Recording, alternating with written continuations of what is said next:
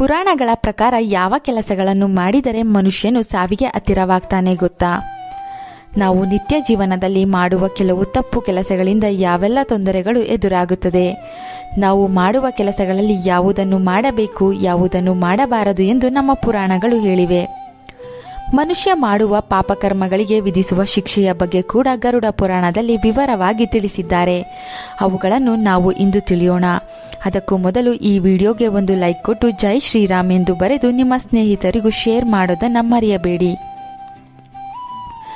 ಗರುಡ ಪುರಾಣದಲ್ಲಿ ಸಾಕ್ಷಾತ್ ಶ್ರೀ ಮಹಾವಿಷ್ಣುವು ತಾನೇ ಕೆಲವು ವಿಚಾರಗಳನ್ನು ಗರುಡ ದೇವನಿಗೆ ತಿಳಿಸಿದರು ಎಂದು ಹೇಳಲಾಗುತ್ತದೆ. ಮಹಾವಿಷ್ಣುವು ಜೀವಿಸುವ ಸರಿಯಾದ ವಿಧಾನ ಹಾಗೂ ನಿಯಮಗಳನ್ನು ವಿವರಿಸಿದ್ದಾರೆ. ಆದ್ದರಿಂದಲೇ ಇದನ್ನು ಗರುಡ ಪುರಾಣ ಎಂದು ಕರೆಯಲಾಗುತ್ತದೆ. ಬೆಳಗಿನ ಸಮಯ ಅಂದರೆ ಬ್ರಹ್ಮ ಮುಹೂರ್ತದಲ್ಲಿ ಸ್ವಚ್ಛವಾದ ಗಾಳಿ ಅತಿ ಹೆಚ್ಚಾಗಿ ಸಿಗುತ್ತದೆ. ಈ ಸಮಯದಲ್ಲಿ ಬೇಗ ಏಳದೆ ಇರುವವರಿಗೆ ಆಯುಸ್ಸು ಕ್ಷೀಣಿಸುತ್ತದೆ ಎಂದು ಗರುಡ ಪುರಾಣ ಹೇಳುತ್ತದೆ. ಬ್ರಹ್ಮ ಮುಹೂರ್ತದಲ್ಲಿ ಸಿಗುವ ಗಾಳಿಯಿಂದ ದೇಹದ ಅನೇಕ ಸಮಸ್ಯೆಗಳು ದೂರವಾಗುತ್ತದೆ. ಇದರಿಂದ ಶ್ವಾಸಕೋಶದ ವ್ಯಾಧಿಗಳು ಬರುವುದಿಲ್ಲ. ಇದರಿಂದ ಆಯುಸ್ಸು ಕೂಡ ವೃದ್ಧಿಯಾಗುತ್ತದೆ.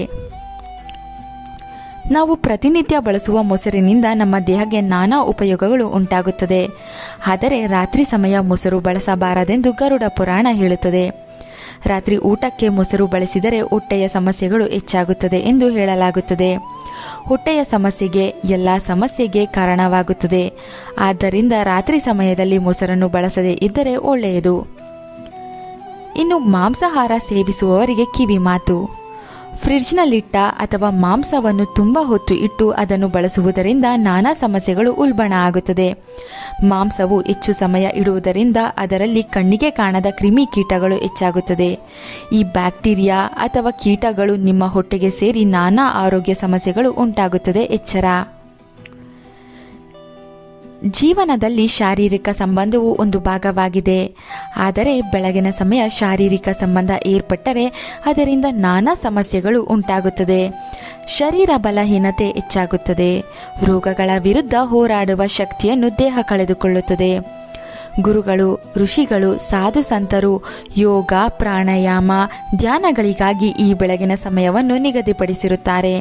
ಇದಕ್ಕೆ ಕಾರಣ ಈ ಸಮಯದಲ್ಲಿ ಶರೀರದ ಶಕ್ತಿ ವೃದ್ಧಿಯಾಗುತ್ತದೆ. ಆದ್ದರಿಂದ ಈ ಸಮಯವನ್ನು ಆಧ್ಯಾತ್ಮಿಕ ಜೀವನಕ್ಕೆ ಹಾಗೂ ವ್ಯಾಯಾಮಕ್ಕೆ, ಮನಸ್ಸು ಶಾಂತವಾಗಿ ಆಸೆಗಳನ್ನು ಬಿಟ್ಟಿರಲು ಮೀಸಲಿಡಬೇಕು. ಸ್ಮಶಾನದಲ್ಲಿ ಮೃತ ವ್ಯಕ್ತಿಯನ್ನು ಸುಡುವಾಗ ಅದರಿಂದ ಬರುವ ಹೊಗೆಯು ಗಾಳಿಯಲ್ಲಿ ಸೇರಿ ಸುತ್ತಲೂ ನಿಂತಿರುವ ಜನರ ದೇಹ ಹಾಗೂ ಬಟ್ಟೆಗಳ ಮೇಲೆ ಕೂರುತ್ತದೆ. ಶವ ಸಂಸ್ಕಾರ ಆದ ನಂತರ ಮನೆಗೆ ಬಂದ ತಕ್ಷಣ ಆ ಬಟ್ಟೆಗಳ ಮೇಲೆಯೇ ಸ್ನಾನ ಮಾಡಿ ಆ ಬಟ್ಟೆ ಕಳಚಿಟ್ಟು ಮತ್ತೊಮ್ಮೆ ಸ್ನಾನ ಮಾಡಿ ಮಡಿ ಬಟ್ಟೆ ಧರಿಸಬೇಕು. ನಮ್ಮ ಪೂರ್ವಿಕರು ತಿಳಿಸಿದ ನಿಯಮಗಳಲ್ಲಿ ಆರೋಗ್ಯದ ಗುಟ್ಟು ಸಹ ಅಡಗಿದೆ ಎಂದು ಈಗಲಾದರೂ ಒಪ್ಪುವಿರಾ? ಅತಿಯಾಗಿ ತಿನ್ನುವುದು, ನಿದ್ರಿಸುವುದು, ಮಲಮೂತ್ರ ವಿಸರ್ಜನೆಯನ್ನು ಹೆಚ್ಚು ಸಮಯಗಳ ಕಾಲ ತಡೆಯುವುದು, ಹಗಲು ನಿದ್ರಿಸುವುದು ಕೂಡ ಅನಾರೋಗ್ಯಕ್ಕೆ ಕಾರಣವಾಗುತ್ತದೆ. ನೆನಪಿರಲಿ. ಮಾನವನಿಗೆ ಸ್ನಾನ ಎನ್ನುವುದು ಅತಿ ಮುಖ್ಯ. ಅತಿಯಾಗಿ ದಿನಕ್ಕೆ 3 ಬಾರಿ 4 ಬಾರಿ ಸ್ನಾನ ಮಾಡಿದರೂ ದೇಹಕ್ಕೆ ನಾನಾ ಸಮಸ್ಯೆ ಬರುತ್ತದೆ. ಎಚ್ಚರ. ಸ್ನಾನವನ್ನು ಹೆಚ್ಚು ಸಮಯ ಮಾಡುತ್ತಾ ಕೂರಬಾರದು. ಬೇಗ ಮುಗಿಸಲು ಪ್ರಯತ್ನಿಸಬೇಕು. ಇದರಿಂದ ಆಯಾಸದ ಜೊತೆಗೆ ಬಚ್ಚಲಿನ ಕಣ್ಣಿಗೆ ಕಾಣಿಸದ ಕ್ರಿಮಿಕೀಟಗಳ ಜೊತೆ ಹೆಚ್ಚು ಸಮಯ ಕಳೆದಂತಾಗುತ್ತದೆ. ಸ್ಮಶಾನದ ಜಾಗಗಳಿಗೆ ರಾತ್ರಿ ಸಮಯ ಹೋಗಬಾರದು. ಆ ಕಡೆ ರಸ್ತೆಗಳಲ್ಲಿ ಪ್ರಯಾಣ ಅನಿವಾರ್ಯವಿದ್ದರಷ್ಟೇ ಹೋಗಬೇಕು. ಅಮಾವಾಸ್ಯೆ, ಹುಣ್ಣಿಮೆ ಸಮಯದಲ್ಲಿ ಆದಷ್ಟು ಅಲ್ಲಿಂದ ದೂರವಿರಬೇಕು. ಚಿಕ್ಕ ಕಿರಿದಾದ 3 ದಾರಿ ಕೂಡುವ ರಸ್ತೆಗಳಿಗೂ ಈ ನಿಯಮ ಅನ್ವಯಿಸುತ್ತದೆ. ನಕಾರಾತ್ಮಕ ಶಕ್ತಿಗಳು ಈ ಪ್ರದೇಶಗಳಲ್ಲಿ ಹೆಚ್ಚಾಗಿರುತ್ತದೆ. ಮಲಗುವ ಮಂಚಕ್ಕೆ ಸಮೀಪವಾಗಿ ಚೂಪಾದ ವಸ್ತುಗಳನ್ನು ಅಂದರೆ ಚಾಕು, ಕತ್ತರಿ, ಸೂಜಿ, ದಬ್ಬಳದಂತಹ ವಸ್ತುಗಳನ್ನು ಇಟ್ಟುಕೊಂಡು ಮಲಗಬಾರದು. ಇದರಿಂದ ಮಾನಸಿಕ ಅಶಾಂತತೆ ಹಾಗೂ ಕೋಪ ಹೆಚ್ಚಾಗುತ್ತದೆ.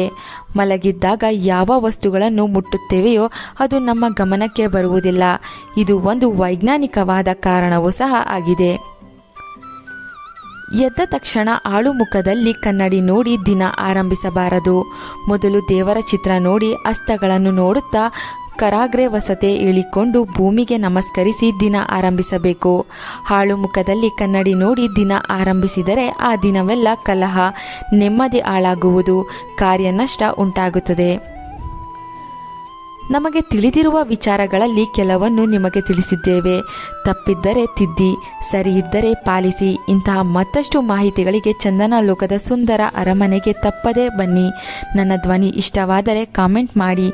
ನಮ್ಮೆಲ್ಲ ಫೇಸ್ಬುಕ್, ಯೂಟ್ಯೂಬ್, ಇನ್ಸ್ಟಾಗ್ರಾಮ್ ಪೇಜ್ಗಳನ್ನು ಫಾಲೋ ಮಾಡಿ. Thank you.